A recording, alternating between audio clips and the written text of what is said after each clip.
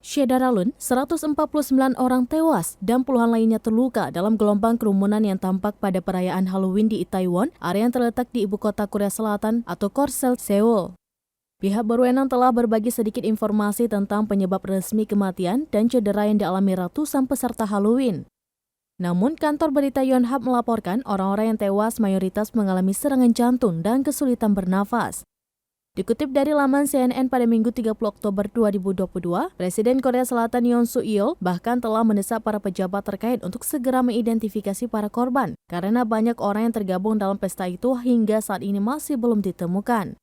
Video dan foto menunjukkan adegan kekacauan yang terjadi di distrik klub malam populer di Seoul.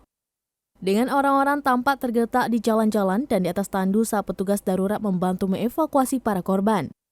Korban tewas akibat kerumunan massa dalam pesta Halloween di kawasan kehidupan malam Itaewon, Seoul, Korea Selatan atau Korsel pada Sabtu 29 Oktober 2022 malam meningkat menjadi 151 orang. Pernyataan ini disampaikan pemadam kebakaran kota itu pada hari Minggu waktu setempat. Di antara yang tewas adalah 19 warga negara asing atau WNA. Sementara itu, 82 lainnya mengalami luka-luka.